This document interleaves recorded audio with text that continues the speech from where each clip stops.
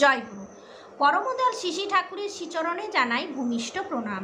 আপনাদের প্রতি প্রত্যেককে জানাই রানন্দিত জয়গুরু। আজ ইষ্ট প্রসঙ্গে আলোচনা করব দারুণ একটি বিষয়। আমরা প্রত্যেকেই যে বিষয়ে চিন্তিত থাকি, পরমদয়াল শ্রী ঠাকুর আমাদের বললেন যে ইষ্টভীতি করার সময় হচ্ছে ব্রাহ্ম মুহূর্ত। কিন্তু ব্রাহ্ম মুহূর্তে তো আমরা প্রত্যেকে উঠতে পারি না।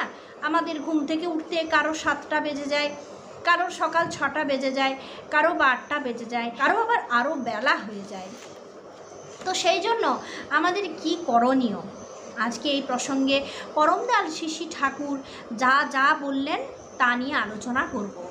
দেখুন, এই ভোরবেলা ওঠাকে নিয়ে একটা আমাদের সমস্যা হয়ে যায়, বিশেষ অসুবিধা সৃষ্টি হয়, শারীরিকভাবেও একটা অসুবিধা সৃষ্টি হয়, আর ভোরবেলায় কিভাবে উঠব সে নিয়েও একটা সমস্যা হয়। তো ভোরবেলায় উঠে আপনাদের করণীয় কী? ভোরবেলায় উঠে আপনারা কোথায় যাবেন? আপনাদের ভোরবেলার যে শক্তি সেটা পাওয়ার জন্য ঠাকুর কি কি করতে বললেন। প্রথমত আজকে যে আলোচনাটা, সেটা হচ্ছে আলোচনাটার আমি অন্তত নাম দিয়েছি ভোরের ডায়েরি। সত্যি তাই, ভোরে আপনার সাথে থাকবে একটা ডায়েরি, আপনার কাছে থাকবে একটা চক্র ফটো, আপনার কাছে থাকবে একটা চাদর। এই তিনটা যৌক্তিকতা কি, কেন এই তিনটা জিনিস আমরা এই তিনটা জিনিস কেন রাখতে বলছি, পুরোপুরি আলোচনাটা করা যায়। দেখুন, পরমদয়াল শিশি ঠাকুর ভোরবেলায় উঠতে বলেছেন, কিন্তু প্রার্থনা তো ভোরবেলায় টাইমে করতে পারি না। আমরা তো ঠিকমতো প্রার্থনাটাও করতে পারি না, সময় ইষ্টভীতি করতে পারি না। রাত্রেবেলায় আমরা 10টার আগে বিছানায় শুয়ে যাব, তাহলে আমরা ভোরবেলায় উঠতে পারব।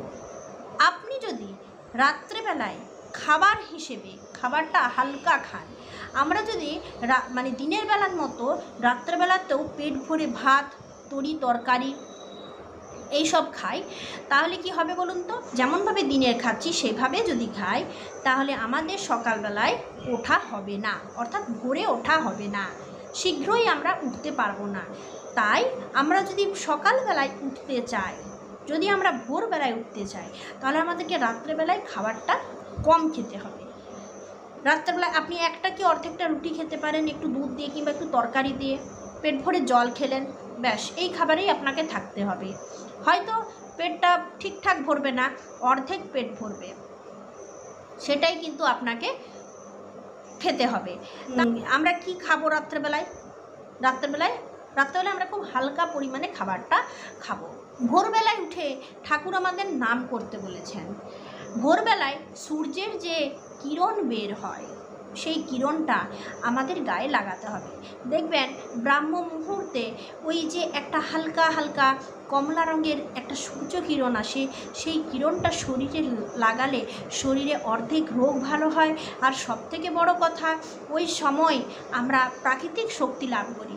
আপনি যদি ধ্যানের জন্য ছাদটা চুজ করে নেন, খুব ভালো হবে।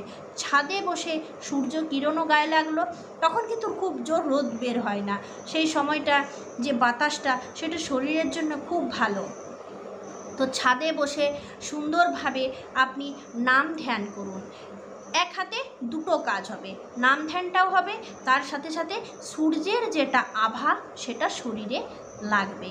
তো এইভাবে আমাদের শরীরকে সুস্থ রাখতে হবে, শরীরকে ভালো রাখতে হবে।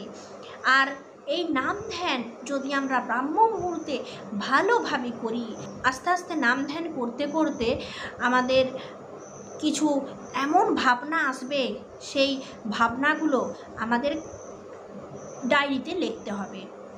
কেন লিখব না, এগুলো পরে পরে পড়লে উৎসাহ জাগে, মনে অনেক শক্তি আসে। তার জন্য নাম ধ্যান করতে করতে, তাই সবার যে আসে সবার আসে না, তাই এই যে পদ্ধতিটাকে, এটাকে ঠাকুর বলছেন নাম ধ্যানের রেকর্ড। নাম ধ্যানের রেকর্ড বলছেন। তাই নাম ধ্যান যখন করতে বসবেন, হঠাৎ কিছু একটা মনে হলো, সাথে সাথে সেটা আপনি নোট করবেন, অন্য সময় কিন্তু এটা মনে আসবে না। এরপর ঠাকুর আমাদের ভোরবেলায় ছাদে যেতে বললেন। ছাদে গিয়ে ছাদ যদি কারোর না থাকে সে বাইরে বের হবে, তারপর সূর্যের কিরণটা পুরো শরীরে লাগাবে, খালি গায়ে তাকে বেরোতে হবে। এইভাবে ঠাকুর বললেন। তাহলে এই ভোরবেলার যেটা শক্তি সেটা আমরা এইভাবে পাবো। ছাদে যাওয়ার কথা হলো, ডায়েরি রাখার কথা হলো, চাদর। কেন আমরা একটা চাদর রাখবো? ধরুন কোনো মানুষ একটা জায়গায়, ধরুন ঠাকুর ঘরে বসে নাম ধ্যান করছেন, সে হয়তো খুব ভালোভাবে নাম ধ্যান করতে চাইছেন, তাহলে কিভাবে নাম ধ্যান করবেন? একটা চাদর খুব ভালোভাবে মুড়ি নিয়ে চাদরটা খুব ভালো করে মুড়ি নিয়ে বসে দিতে হবে, তারপর নাম ধ্যান করতে হবে।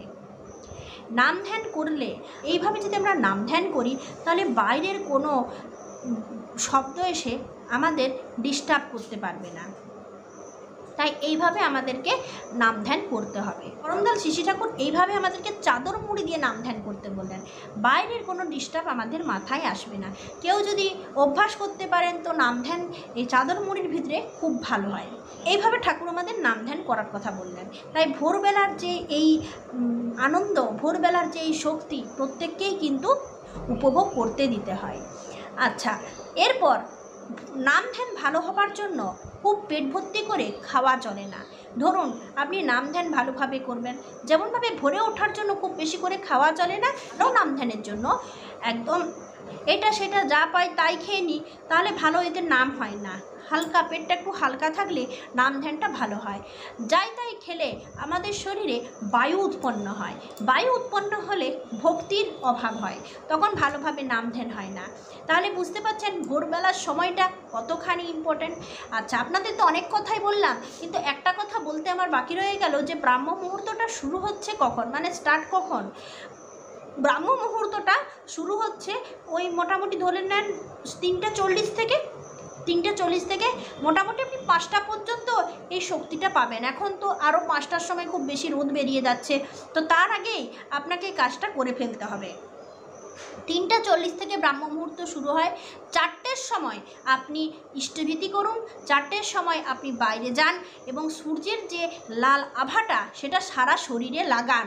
আজকে বর্তমান যুগে আমরা যে সমস্ত মারণ রোগের সম্মুখীন হচ্ছি, ওষুধ খেয়েও আমরা সারছি না, আমাদের শরীরের প্রত্যেকটা অঙ্গতন্ত্র অকেজ হয়ে যাচ্ছে।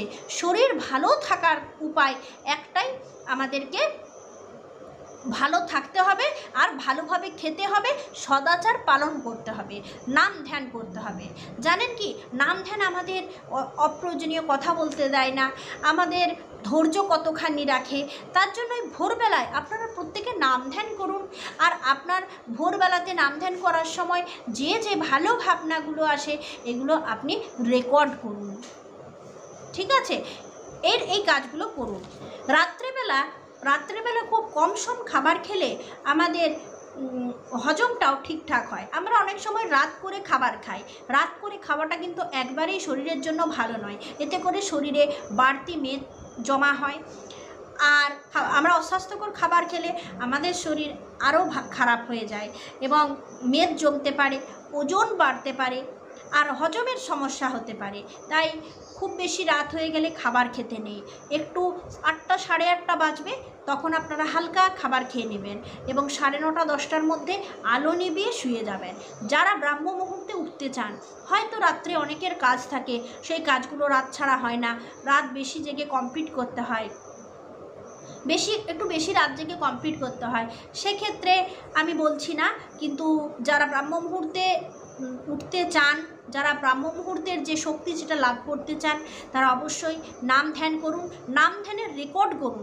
পরমদয়াল শিশি ঠাকুর নাম ধ্যানের রেকর্ড কথাটা বারংবার উচ্চারণ করেছেন, কিন্তু আমরা এই দিকে একদমই গ্রাহ্য করিনি। আমাদের প্রত্যেকের গ্রাহ্য করা উচিত নাম ধ্যানের রেকর্ড। এতে এই যে ডায়েরিতে আপনি যে যে কথাগুলো লিখছেন, ওই ডায়েরিটা আপনি পরে পড়ুন, পরে পড়লে এর থেকে অনেক শক্তি পাবেন, অনেক উৎসাহ পাবেন। তাই এই ডায়েরি লেখার কথাটা শিশি ঠাকুর বলেছেন, তাও ভোরবেলা। তাই আপনাদের কাছে আমি অনুরোধ করছি যে নাম ধ্যানটা একবার ভোরবেলায় অবশ্যই করে দেখুন আর ডায়েরি নোট করুন। এতে আপনাদের অনেকখানি আপনারা বুঝতে পারবেন যে এতে আপনাদের কতখানি লাভ হচ্ছে। অবশ্যই রাত্রেবেলায় শোয়ার সময় নাম করতে ভুলবেন না, 5টা মিনিট হলেও শোয়ার সময়তেও নাম করবেন। এইভাবে আপনারাও চলতে থাকুন, চালাতে থাকুন। দেখুন অনেকখানি পরমদয়াল শ্রী ঠাকুরের দয়ায় মানে পরিবর্তনটা বুঝতে পারবেন। তাই ভোরবেলার এইটুকু সময়কে অবশ্যই গুরুত্ব দেন, অবহেলা করবেন না। রোগ জ্বালা থেকে শুরু করে সমস্ত কাজটাই আপনার কিন্তু রোগ জ্বালা, নিজেদের কাজ, নাম ধ্যান, কত কাজ যে ঠিকঠাক হয়ে যাবে, কত যে রোগ জ্বালা দূর হবে আপনারা ভাবতেও পারবেন না। শুধু দীক্ষিত মানুষের জন্য নয়, অদীক্ষিত মানুষের জন্য এই টাইমটা, ব্রাহ্ম মুহূর্তটা ভীষণভাবে ইম্পর্ট্যান্ট। শুধু ঠাকুর নয়, অনেক মহাপুরুষদের কাছে অনেক ঋষি মহাপুরুষরা কিন্তু এই ব্রাহ্ম মুহূর্তর ওপর গুরুত্ব আরোপ করেছেন। তার জন্য এই ব্রাহ্ম মুহূর্তটাকে, এই সময়টাকে আপনারা একটু কাজে লাগান যদি কিছু পরিবর্তন চান। আজকে প্রসঙ্গ এইটুকুই। ভালো থাকুন, সুস্থ